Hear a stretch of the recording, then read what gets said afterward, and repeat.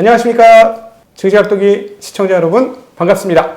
투자 인사이트로 오랜만에 여러분 만나 뵙게 되었습니다. 그야말로 인사이트 오브 인사이트. 네, 한국에서 가장 주식적 성찰이 깊으신 분이시죠. 신영증권의 김학균 센터장님 모시겠습니다. 센터님 어서 오십시오. 네, 안녕하십니까. 네. 예. 이렇게 누추한 곳에 찾아와 주셔서 너무 아유, 감사합니다. 아닙니다. 네. 그 옛집으로 온 것 같아요. 네네. 사실 원래 저희 선배셨죠. 네, 제가 신한금융투자가 제 첫 직장이었고요. 예. 뭐 한 10년 다녔으니까요. 제가 직장 커리어에서 제일 오래 다닌 직장이었죠. 네. 그때 진짜 보고서들을 굉장히 화려했어요. 그때 제가 이제 매료됐다라고 표현할 정도로 정말 좋은 리포트들을 많이 써주셨던 기억이 나고, 그때가 아마 신한금융투자 지금 계신 분들한테 이렇게 얘기하면 욕먹겠습니다만 그 애널리스트의 전성시대가 아마 그때였지 않았을까. 욕먹으시겠네. 무슨 말씀을요. 부끄럽습니다. 네. 그때 진짜 그 삼두마차 있었습니다. 저희 회사에 박효준 연구원, 조중재 연구원, 김학균 연구원님 이렇게 세 분이 정의석 그 센터장 밑에서 정말 대단한 글들을 썼는데, 일단 기본적으로 분석도 탁월했지만 글도 잘 쓰셨어요. 그죠? 어쨌든 글이라고 하는 거는 증시 보고서가 됐건 뭐가 됐건 네. 비문 쓰면 안 된다고 생각합니다. 네. 예, 어쨌든 알기 쉽게 써야 되고, 예. 제가 잘한다는 건 아니지만 저와 지금 같이 일하는 동료들에게도 그런 얘기를 하는데, 사실 그 증권사 리포트가 한글을 많이 오염시켰죠. 예, 맞아요. 너무 어렵게 쓰기도 하고 또 너무 어렵게 쓰면 보다 보면 이건 글 쓴 사람은 자기는 알고 썼나 싶은 그런 글들도 많거든요. 네.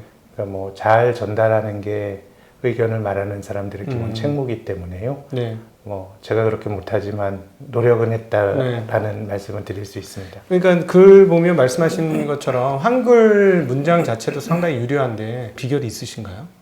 뭐 비결이라 그럼 그렇지만은 저는 뭐 책 보는 거는 좋아합니다. 네. 뭐 꼭 뭐 투자나 경제에서만 보는 건 아니고요.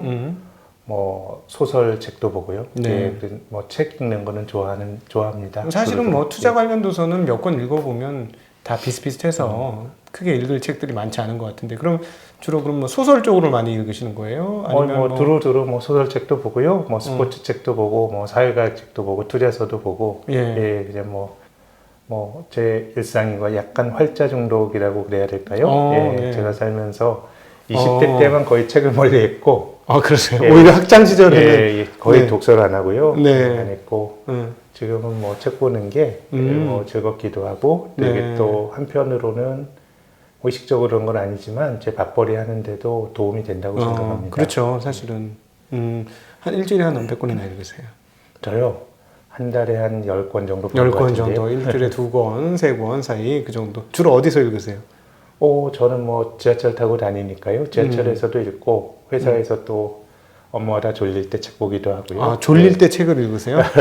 저는 졸릴 때 책을 보면 아예 잠이 오던데. 텍스트 보면 밤에 보면 잠이 오고요. 네. 집중이 안 될 때는 뭐 나가서 바람 쐬면서 책 읽고 하면은 또 그렇습니다. 그러시구나. 영화에도 일가견이 많이 있으시죠? 영화야 뭐 재밌게 보는 게 최고죠. 뭐 일가견까지. 사실은 저는 우리 선배님 영화 때문에 결혼 못 하실 줄 알았어요. 제가 그 행적을 잘 알지 않습니까? 결혼 못할 이유는 뭐 영화 말고도 많았죠. 뭐. 영화를 너무너무 좋아하셔가지고 매년 휴가를 내시면 주로 그 영화제 시즌에 가셨었어요. 네, 부산 영화제 같은 데 꽤 자주 갔었죠. 예. 요즘은 잘 못 가는데. 또 요즘은 뭐 코로나 때문에 잘 안 되기도 하지만은 부산 가면 해운대에서 하는데, 그렇죠. 해운대가 가면 아주 멋진 그 해안이긴 한데, 저는 예전에 남포동 시절이 그립습니다. 요즘에는 해운대에서 하는구나. 옛날에 처음에 할 때는 남포동에서 했었죠. 영화인의 거리 이런 데서 했었는데, 뭔가 좀 이렇게 쇠락하는 듯한 느낌이 드는 그런 구도심이 약간 제가 마이너리티의 정서가 좀 있는 것 같아요. 그런 데가 마음이 편하더라고요. 사실은 그 부산국제영화제는 한국 문화사에 있어서 상당히 획기적인 일이고, 사실 보면 그게 한국 전반적인 뭐라 그럴까 국가 경쟁력이라고까지 표현해야 하면 맞을지 모르겠습니다만, 굉장히 상징적인 사건 아닙니까? 그럼요. 굉장히 뭐 아시아에서 굉장히 오래된 영화제가 이제 동경 영화제가 아주 네. 오래됐는데 우리 부산 영화제는 96년도에 만들어졌거든요. 그렇죠. 근데 뭐 일본의 영화인들도 부산 영화제가 가진 어떤 활력이나 이런 것들을 부러워하기도 했었고요. 네. 어떻게 보면 저는 지금 한류의 원조가 그렇지. 그때였던 것 같아요. 네. 90년대 중반부터 뭐 똑똑한 사람들이 영화판으로 들어오고 그렇죠. 과거에 이제 영화판이 약간 산업으로 보기는 어려웠죠. 네. 주목구구식으로 비용 통제도 안 되고 네. 또 굉장히 그 어떤 시장에서의 경쟁의 논리라기보다는 네. 다른 식의 어떤 이너서클들이 산업을 좌지우지했었는데요. 네. 그러니까 96년도에 만들어진 부산국제영화제가 저는 한류의 원조기도 하고 한국 콘텐츠의 성취를 보여준. 그렇죠. 제가 어렸을 때만 해도 한국 영화가 없었어요. 그렇죠. 예, 그리고 방어라는 게 없었어요. 거의 뭐 포르노에 가까운 그런 도색 영화들만 있었고. 네. 모국어로 된 제대로 된 영화가 사실상 80년대는 없었습니다. 한국 그렇죠. 사람들이 한국 영화 만드는 거는 한국 영화를 만들어야지 외국 영화를 수입할 수 있는 라이센스를 받을 수 있어서 쿼터를 예, 네. 그렇게 했었던 것이지 실제로 이제 모국어로 된 영화가 없었는데 네. 90년대부터 이제 우리 영화가 팡팡 터졌었죠. 네. 뭐 접속, 쉬리 이런 것들이 부산 영화제 했을 때에 예. 이제 젊은 영화 감독들이 만들었던 영화들로 기억이 네. 납니다. 네, 90년대 중반부터 네. 모국어로 된 영화들이 제대로 네. 만들어졌고 예. 또 이제 영화 잡지들도 생기고 뭐 그런 것도 있는데 근데 이건 뭐 전 주식 애널리스트나 이제 그 지점장님께서도 의견을 말씀해서 이제 먹고 사는 건데 네. 조금 아쉬운 점이 있다라는 거는 좀 전문가가 존중을 못 받는 것 같아요. 한국에서. 네. 네. 이를테면은 영화 잡지도 지금 남아있는 게 한겨레 신문사에서 만드는 신의 21 정도밖에 없고요. 뭐 필름 2.0 이런 거 전부 수용이 안 됐고. 아, 그렇군요. 네. 또 뭐 우리가 프로야구 인구가 800만이라고 하는데 이 제대로 된 야구 잡지가 없어요. 지금 한국에 월간으로 나오는 것 같은 스포츠 잡지도 별로 없고. 뭐 일본 같은 데 가보면은 좀 부러운 것이 텍스트로 된 그런 잡지들이 되게 많아요. 네. 야구 잡지만 해도 고교 야구 잡지, 대학 야구 잡지, 네. 사회인 야구 잡지 뭐 이런 것들이 굉장히 수십 종이 되는데 어떻게 보면 전문가에 대한 존중이 부족하다라고 말할 수도 있지만 네. 사실은 대중들이 전문가를 존중하는 게 아니고 존중을 받아야 되거든요. 네. 내가 돈을 주고 그 컨텐츠를 사야 되는데 근데 이제 그럴 만한 가치를 잘 못 느끼는 거죠. 요즘 이제 이런 유튜브 이런 것도 마찬가지인데 저희 같은 증권사 제도권에서 리서치하는 사람들도 좀 비슷한 위기감을 느낍니다. 그렇죠. 아니 저는 선배님 저도 그 고민이 있었는데 도대체 이 문화는 어디서 생겨난 것일까라고 생각을 하다 이게 선비 문화인가? 왜냐하면 선비들이 남들 가르쳐주고 이렇게 자기 호혜적으로 가르침을 주려고 뭐 귀양 간 사람들이 이렇게 하면서 주변 사람들 막 가르쳐주고 이렇게 거의 뭐 무료로 가르쳐주고 그럼 알아서 제자들을 좀 챙겨주고 뭐 이런 문화들이 좀 있었잖아요. 뭐 그게 이렇게 돌아와서 지적자산에 대해서 그런 건지 중국 분들이 네. 한국의 이 지적재산의 낮은 가격을 보면 너무나 황당해 하더라고요. 네. 아쉬움이 있죠. 아쉬움이 있죠. 지금 저한테 출연료 주신다 그랬잖아요. 네. 사실 뭐 출연료가 많건 적건 저는 네. 뭐 지점장님과의 관계를 생각하면 돈 10,000원만 받고도 해야 되는 그 돈이 중요한 건 아닌데 네. 언론사 같은 데서도 자기들 글 써서 먹고 살잖아요. 그렇죠. 근데 기고를 받았는데 기고를 안 주죠. 안 주는 데가 꽤 돼요. 꽤 다 돼요. 안 주진 않아요. 예, 예. 우리가 뭐 어디 조금 뭐 미디어가 어렵다고 하지만 꽤 어려운 회사들도 주는데 네. 비교적 괜찮다고 하는 나라 회사들 안 주는 데도 있는데 이건 뭐 돈에 많고 적음의 문제가 아니고 네. 모형의 자산에 대한 존중의 네. 문제라고 생각합니다. 네. 그래서 오늘 사실은 이렇게 모셔서 그냥 일반적인 주식시장이 어떻다 저떻다 얘기는 사실 다른 분들이 많이 하셨고 그래서 그거보다 정말 궁금했던 게 한국의 무형자산의 문제죠. 그래서 사실은 지금 시대 전체가 무형의 시대라고 표현할 수 있을 것 같거든요. 네, 사실은 뭐 네. 물론 디바이스라는 걸 근거로 무형이라는 게 생기긴 했습니다만 앱이라고 부르는 요즘에 하는 수많은 것들도 사실 소프트웨어라는 것 이런 것들은 어떻게 보면 다 무형 자산인 거잖아요. 지적 자산이 네, 네. 이렇게 그 디바이스를 통해서 우리에게 현현된 것들이라고 볼 수 있는데 그런 측면에서 보면은 우리가 이제 무형 자산에 대해서 너무 그렇게 그 뭐랄까 값어치를 안 해주다 보니까 작년도에 있었던 그런 성장주 랠리 그리고 그 이전 코로나 이전에 있었던 미국의 성장주 랠리에서 가치 투자자가 가치의 함정에 빠진 이유 중에 하나는 무형의 것을 인정하지 않았기 때문이 아닌가 네, 하는 네. 그런 생각도 들더라고요. 그런 면도 있고 사실 뭐 저 역시도 좀 그런 일종의 관성이 있는 사람인데 네. 투자자들이 한 사이클에서 자란 사람이 그 다음 사이클에서도 자라기는 조금 힘든 것 같고요. 그렇죠. 그런 거는 맞아요. 있는 것 같아요. 맞아요. 그래서 우리가 투자 철학이 중요하다라고 얘기를 하는 거는 결국은 저는 사이클이란 건 돌고 돈다라는 믿음을 갖고 있는데 네. 작년 같은 경우는 사실 그런 믿음이 굉장히 약해졌었죠. 네. 근데 저는 올해를 놓고 보면은 시장은 그래도 전통적인 문법으로 좀 설명이 되는 또 시장이 아닌가라는 생각은 좀 들거든요. 올해가? 근데 올해가 예, 그냥 네. 뭐 비즈니스 모델이 아니라 전통적인 어떤 뭐 공장 굴뚝주나 네. 이런 전통 산업 주식들도 사실 작년 11월부터는 성장 가치로 무장한 종목들보다는 좀 아웃퍼폼을 하고 있고 네. 물론 이제 성장주들이 그렇게 오르고 이렇게 양호한 조정을 받고 있는 걸 보면 그것도 굉장히 시세 흐름이 센데 네. 그래서 저는 투자하는 입장에서는 이것 아니면 안 된다라는 건 없는 것 같고 저는 투자라는 거는 늘 투자 기회라는 거는 버스와 같다고 생각해요. 네. 늘 오는 거고 물론 이제 우리가 그 종목이라든가 이런 것들은 굉장히 신중하게 선택을 해야 되는데 네. 뭐 잘못하면 망할 수도 있잖아요. 그렇죠? 네. 최근 10년 동안에 상장 폐지된 종목이 한 300개 정도가 됩니다. 네.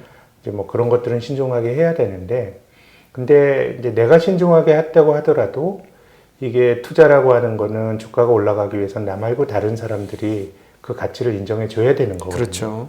그래서 약간은 좀 기다림도 필요한 것이고 그래서 다른 사람들이 그 가치를 언제 인정해 줄지를 우리는 알 수는 없는데 네.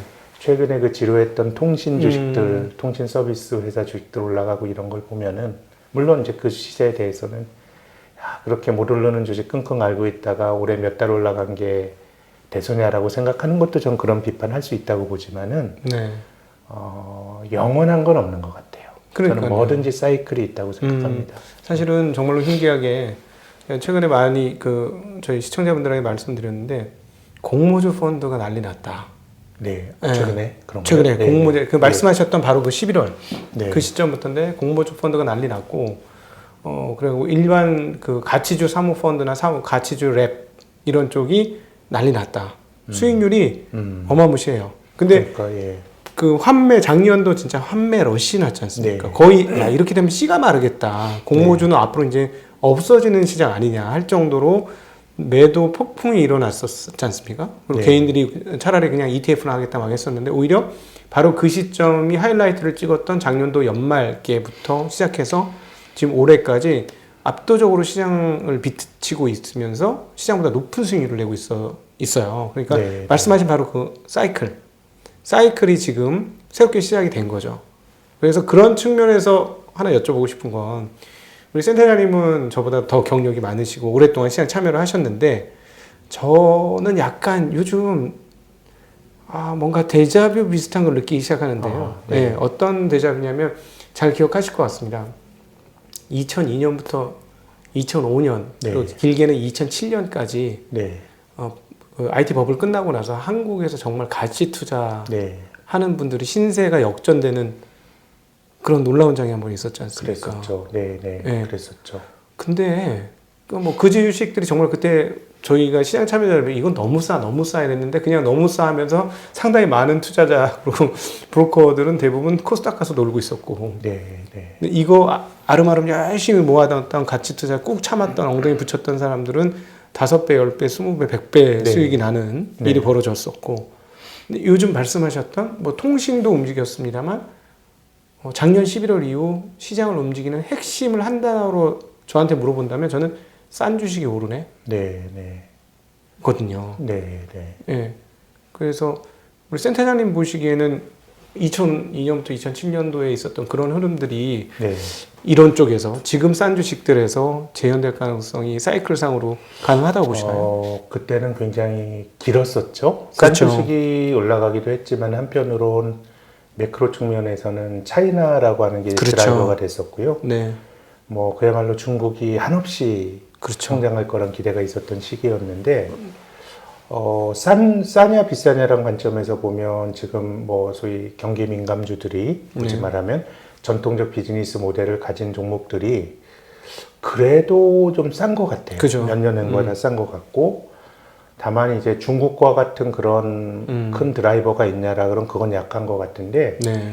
근데 한편으로는 저는 그때가 5년이라 그러면 올해를 놓고 보면 이런 흐름이 계속 갈 거다라는 기대를 갖고 있는 게 그때는 수요 측면에서 엄청난 드라이버가 걸렸었는데 지금은 조금 공급단에서 문제가 있는 것 같아요. 근데 그런 전통적 비즈니스가 대표적으로 투자가 잘 안 됐던 섹터예요. 네, 이게 그렇죠. 굉장히 기본적 공급 과잉이었고 중국 때문에 어떻게 될 거냐는 것도 있었고 네. 또 결정적으로는 2017년 이후로 미중 무역 분쟁이 좀 그 격화가 되면서 네. 뭐 소위 언택트 쪽이야 뭐 계속 투자가 이루어졌는데 네. 그런 쪽은 투자가 잘 이루어지지 않은 쪽이기 때문에 그러네요. 그런 류의 주식들은 저는 어떤 투자가 는다 그럴 때 조심해야 될 필요가 있는 것 같아요. 저는 반도체도 그런 맥락에서 보는데 반도체 주식이야말로 저는 디맨드 주식은 아닌 것 같고 그렇지. 수요 주식은 아닌 것 같고 예. 뭐 그거야 산업의 쌀인데 계속 늘어나지 않겠어요? 그렇죠. 이제 투자하는 사람들 입장에서는 반도체는 투자를 많이 하는 게 좀 안 좋은 것 같아요. 주가에는. 네. 그러니까 저는 어떻게 보면 투자하는 데 있어서 반도체 주식은 물론 한국의 삼성전자나 SK 하이닉스는 정말 훌륭한 기업들이지만 한편으로는 투자자에게 있어서 어려운 점은 전 좋은 기업은 돈 벌면 좀 유보하고 또 배당을 하고 해야 되는데 이 반도체라고 하는 거는 투자를 해야 먹고 살 수가 있거든요. 그렇죠. 그러니까 돈 벌면 또 대규모 투자를 해요. 또 그 과정에서 효율이 굉장히 높아지면서 또 단가는 계속 떨어져요. 네. 이제 그런 사이클의 반복이거든요. 네. 그거 안 하면은 먹고 살기 힘든데 다만 2008년 글로벌 금융위기를 겪으면서 과거 이제 반도체 회사들이 글로벌하게 난립을 하다가 네. 뭔가 많이 구조조정이 돼서 정리가 된 건 있는데 네. 그래서 저는 반도체 주식은 수요 쪽에 뭐 슈퍼사이클 이런 얘기들을 많이 신뢰하진 않고요. 투자자의 관점에서는 오히려 설비 투자가 늘어난다 그럴 때는 네. 반도체 칩 메이커들은 별로 재미가 없고 오히려 그때는 반도체 장비 중소형주들이 좋은 것 같고요. 네. 그런 점에서 보면 지금의 시클리컬들도 기업들 입장에선 굉장히 애매할 것 같아요. 네. 야, 코로나 이후로 이게 올드 인더스트리인데 투자를 해야 될까 말까 이런 고민들이 많을 것 같거든요. 네. 그렇기 때문에 지금 이런 식의 오히려 회의가 많은 국면 속에서는 작년까지는 언택트나 성장주들이 야, 밸류에이션이 이렇게 비싼데 올라갈 수 있겠어라는 회의 속에서 올라간 것처럼 네. 지금도 캐펙스라든가 이런 부분들이 따라오지 않는다 그러면 의외로 이런 시세들이 저는 더 길어질 것 같은데 뭐 5년은 모르겠지만은 얼추 올해 지금 뭐 4월이지만 연말까지 네. 보더라도 조금 쇼티지에서 비롯이 된 전통 산업 주식들이 상대 강세 네. 이런 모습이 아닐까 네. 그런 생각 갖고 있습니다. 저도 조선 기자재 업체하고 통화를 해보니까 이미 올해 영업은 자기네 끝났다라고 표현을 하더라고요. 작년에 수주받은 게 없다. 네. 작년 수주받은 게 없어서 억지로 다른 거 이것저것 해가지고 작년만큼 하려는 게 목표고 조금 더 하는 게 목표인데 올해 세상 사람들이 생각하는 것만큼 그런 거 없다. 왜냐하면 우리는 이미 작년에 받아놓은 걸 올해 하는 거지. 올해 발주받아 봐야 내년에 돌아가는 거니. 지금 바로 말씀하신 그거 같은데 결국은 지금 이 올드 이코노미라고 표현하는 그 구산업주들이 본격적으로 설비 증설을 가속화하고 나면 그때는 이제 시장이 어려워질 것이다라고 말씀하시는 거죠. 네. 오히려 지금은 네. 뭐 디맨드가 좋아지는 것은 맞는데요. 네. 작년과 올해 생각하면 당연히 뭐 수요가 좋아지겠죠. 작년에는 네. 경제활동이 락다운이 됐는데 지금은 그 민감한 수요에도 공급이 탄력적으로 반응을 하지 못하니까 네. 조그만 수요에도 기업 실적이 굉장히 좋아지는 것 같거든요. 네. 그래서 오히려 투자가 활성화되고 이런 얘기들이 나올 때가 제 생각에는 지금 우리가 몇 달 경험하고 있는 그런 시세들이 좀 종결이 되는 그런 걸로 봐야지. 물론 이제 자본주의에서 투자라고 하는 거는 확대 재생산입니다. 네. 그럼으로써 더 큰 파이를 만들고 가는 건데 제 생각에는 2007년도 또 길게 보면 2011년도까지 네. 중국이 잘 나갈 때는 투자를 했을 때 그게 확대 재생산이 됐는데 네. 지금은 그런 선순환은 조금 어려운 거 아닌가. 그래서 뭔가 기업들이 뭔가 좋아 보일 때 사실 투자를 하는 거거든요. 그렇죠. 예. 그럴 때가 투자한 투자자의 입장에서는 조금 어려운 시기가 그때부터 되지 않을까 싶고 지금은 기업들이 투자에 대해서 제가 가진 느낌은 너무 조심스러워하는 것 같아요. 네. 그러니까 그게 역설적으로 좀 더 기회가 있지 않을까 생각을 합니다. 그러니까 오히려 이번 장의 그 종착지는 기업들의 확신에 근거한 설비 증설, 발표, 네. 그것들이 러쉬를 이루는 그 과정. 그래서 경기가 가장 좋다고 생각하는 바로 그 시점. 그렇게 보면 전체적으로는 선순환이 될 거고, 근데 만약에 이제 기업들이 투자를 안 하고 수요가 줄어든다 그러면 그것도 이제 어떻게 보면은 이 사이클이 끝나는 걸 텐데, 네. 이제 지금부터 말씀드린 건 이제 수요 관점인데, 네. 근데 뭐 올해까지는 네. 기존 사이클이 네. 굉장히 뭐 진행이 될 가능성이 높기 때문에 디맨드가 올해 중으로 꺾일 가능성은 제 생각엔 매우 낮아 보이니까요. 네. 그래서 얼추 어떻게 보더라도 지금 보고 있는 스타일의 강세가 당장 끝날 것 같지는 않습니다. 네. 특별히 한국은 구경제 산업이 많으니까 지금 하신 말씀이 훨씬 더 적합하게 시장에 적용될 가능성이 높아 보이는 그런 상황이네요.